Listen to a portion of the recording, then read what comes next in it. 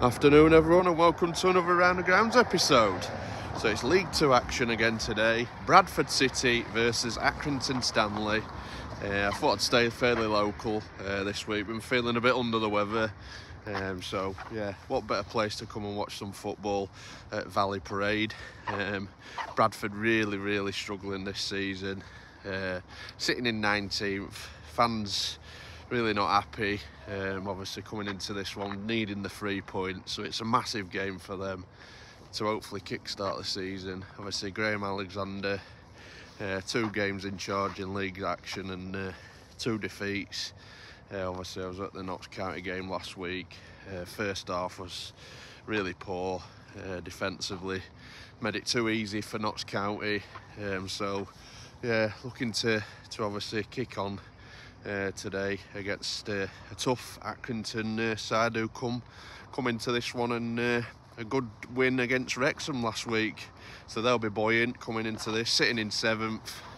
It's a fairly decent start to the season. So a few defeats before that, but solid win last week against Wrexham. So yeah, really looking forward to this one. Hopefully there'll be goals, plenty of action. Sitting in the northwest corner again, so yeah, going to take this one at Valley Parade, chat to a few fans, see how they're feeling, and just take in some more League Two action. If you're new to this channel, smash that like button for us, drop a subscribe. More League Two action, like I say. Let's get round the ground.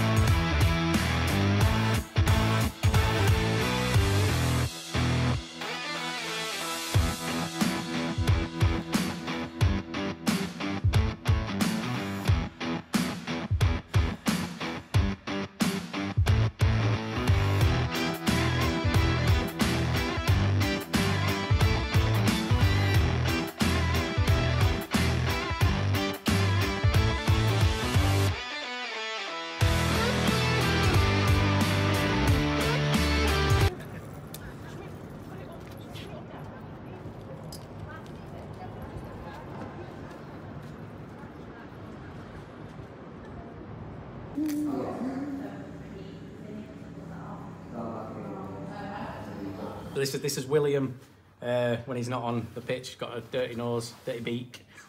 But yeah, Sir William Bantam on a non-match day or outside of match times. So bonus feature today, we're with the main man, behind the mask, who's took me into this. We've had a bacon sarnie in a brilliant place. So we're just going to show you around and just explain, obviously, what your role on a match day is. Billy Bantam.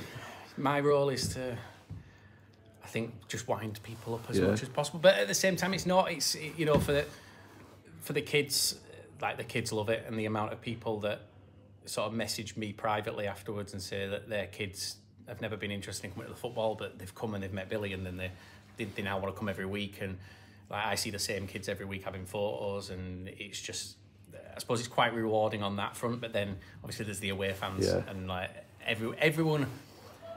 The stuff that I get to do, like literally stand 10 foot in front of the away fans with my arms out, winding them up. Everyone wants to do that. Yeah. Everyone wants to do that, knowing that they can't actually get hurt because they're protected. Yeah. And I get to do it. And then not only that, it's, look, I'm 35 years old. I've kind of come to the realisation that I'm probably not going to make it as a professional footballer now. So I get to take shots on the pitch at my own club. And it's like my little boy, he's not a football fan, but I brought him to some games and he's come on the pitch with me before the grounds opened and stuff. And I've had to like explain to him that he don't realise how lucky he is to do that. Like having shots with like one of our ex-goalkeepers, Richard O'Donnell, he used to stand in goal and my son used to take shots. And I'm like, you don't realise, if you go to school and tell your friends who like football what you've done, like it's such a big thing, but he didn't see it that way. So for me, there is a privilege to it. It's stressful because you kind of do put a a target on your back if you say anything on social media. People think that you're basically told what to say by the club, which I'm not, and I never have been, and I've always been quite open and honest in my opinions. But it is what it is. Should we have a look round? Yeah, let's have a look round. Show us round. And they run the youth teams and things are all run from here, so you can see like the fixtures for the development teams. And things like that, so you can see what's coming up. So when did this open, Liam? This has been open for 30 odd years. Right, this is a thing that I don't know if you remember Ian Almonroyd, who used to play for Villa and play for us. This is his. So he works here. He runs this. He's the head of the foundation.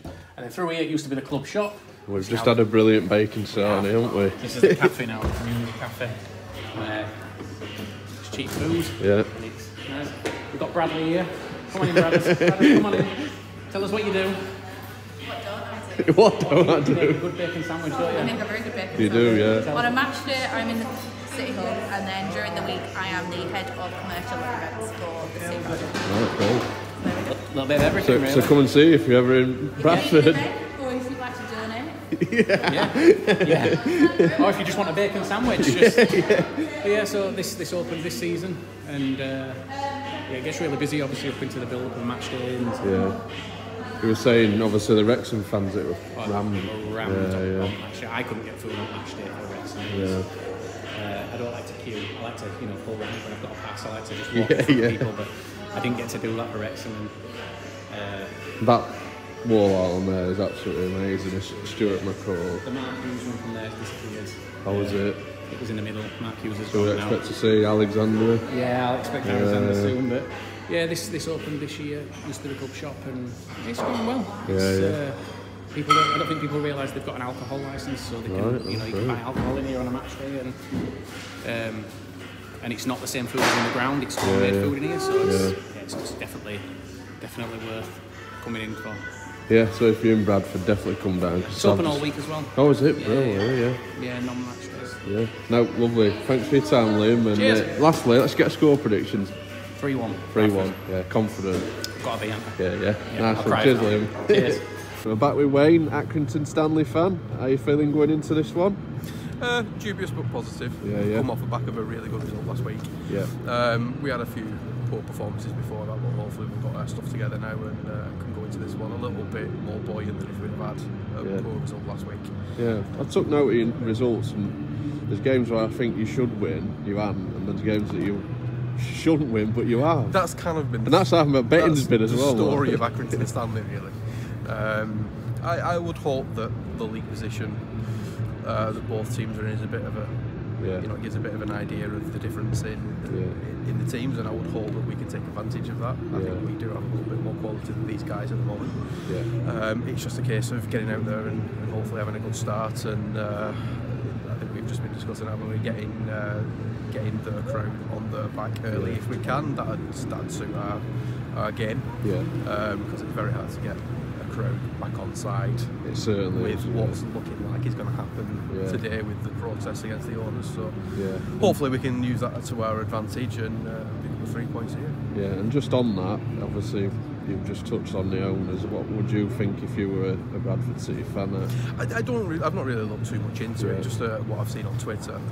Any club that is going through a bad time with poor owners, whether that's the case or not, I don't know, but just going off what the Bradford City fans feel that they've got poor owners, you've got to feel for them. I mean, as you can see, it's a massive club. It's a shame to see a massive club going through that, and hopefully they can sort it all out after today. And obviously with the Wrexham thing last week, what's your thoughts on that? The ticket. Yeah, ticket. I just feel... I heard him on TalkSport last week. Yeah, I can see both sides of it. I just think the Wrexham fans need to understand that we don't have two sugar daddies. The extra £5 that they have been charged, they feel it's unjust. I understand Daniel's reasons for it. I also understand them not being very happy about it. But they've just got to remember that this extra £5 that we've got off them keeps the lights on at Accrington Stanley during the summer when there's no income. Plus the big police costs that were the £12,000 police cost. And I get what Simon Jordan was saying, that you've got 2,600 fans, you get 10 times the normal amount of fans, it should be covered in that. I do understand that argument. But unfortunately, being a sustainable club like Accrington Stanley, without an owner pumping millions and millions and millions and more or less unlimited pot of money. We've got to be able to stay sustainable. You've got to be able to capitalise on these big crowds, and unfortunately, it's that's how it's ended. This Category A game, Wrexham are the only team this season to be Category A, and we're not actually the only team that's done it to them. Stockport did exactly the same that we did, but nobody seems to mention that.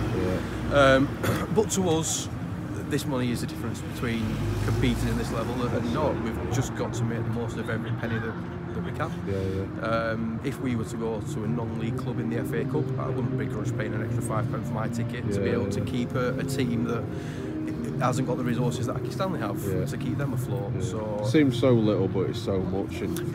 Exactly, and when you consider that they charge £24 per ticket at home as well, it's only £1 more. I do get both sides, but I think it's been taken a little bit out of proportion. Definitely.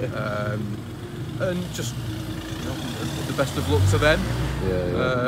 It has been entertaining on Twitter for me, because I do like to take the mickey a little bit, but it's all done from a place of love, and we like having a bit of a laugh online and winding people up a little bit sometimes. And lastly, Wayne, let's get a score prediction. I'm going 2-1 Stanley. Yeah, fancy him. Yeah, nice one. Lovely. Cheers for that, mate. Cheers. A Bradford City fan, what's your name? Hi, Jay. Yeah, how are you feeling coming into this game today? It's bad, isn't it, really? Yeah, not good position. No, not at all, mate.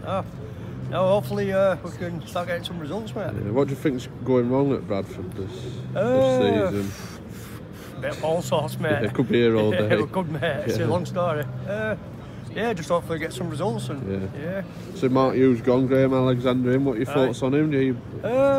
Well, got to give him a bit of time, haven't we? Yeah. See what's what, and hopefully you can start picking up. January window, see if we can get out. Yeah, that's it. I mean, a win, it takes you up the league, and obviously there's not much in points wise towards the playoffs, so hopefully you guys can get that today. Hopefully, yeah. Score prediction? I'm going to have to go with 2-1 City. Yeah, 2-1 City. Nice one. Cheers, nice mate. One, buddy. Cheers. Thank you very much. Let's get a score prediction for today. 2-1. 2-1. 2-0 to Bradford. Yeah. I think 1-0 win. Yeah. How do you think the season's going? Awful. Yeah, it's not great, is it? Yeah. It's not good.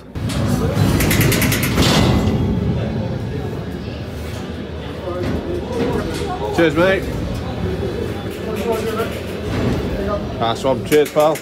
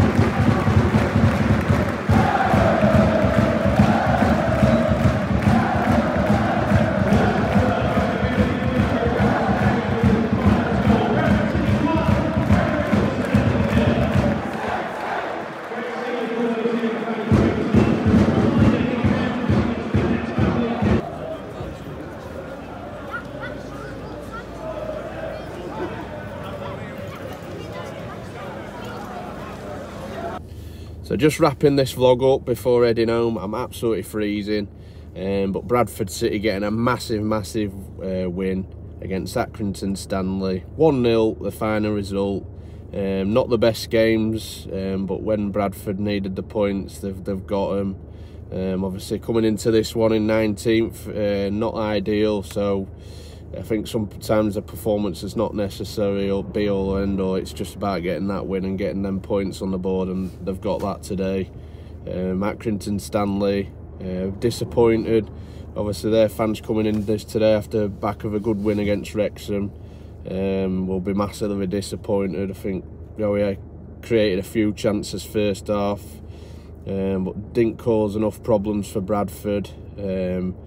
Thought they'd have come into this one with knowing what's going off at Bradford, really getting at them and causing some problems. So their fans will be really disappointed coming home to obviously losing this one. But Bradford get the win, and Graham Alexander's first win in charge of Bradford City, and the fans can hopefully breathe a little bit now, and hopefully your season will now kick on. My unbeaten record here at Valley Parade continues. Neil, massive subscriber, comments on everything, made a point of that today, so yeah, that little run continues. But always great to come to Valley Parade. Met some great people. Little Tommy at the end there coming for a picture, absolute legend. So great to meet you guys and everyone that just come and say hello and just make me feel really welcome. Sid and obviously Spanish pals are over today to witness their first game for Bradford City, so they'll be chuffed to bits going home to Malaga after watching that. But now I always enjoy my trip. Like I say, it's not about the performance, it's about getting them 3 points and something to build on, and something that can hopefully kickstart your season. But I'm going to get home now, get warmed up, and look forward to my next adventure coming up in the FA Cup next weekend. If you enjoyed this vlog, please smash that like button for us, share it about, and comment down below if you think Bradford can kickstart the season, and Accrington if you think you're disappointed or you're happy with that performance today. It'd be great to hear from you guys, and if you're new, please hit that subscribe, it really helps me, and we'll see you on the next one. Thanks for watching everyone.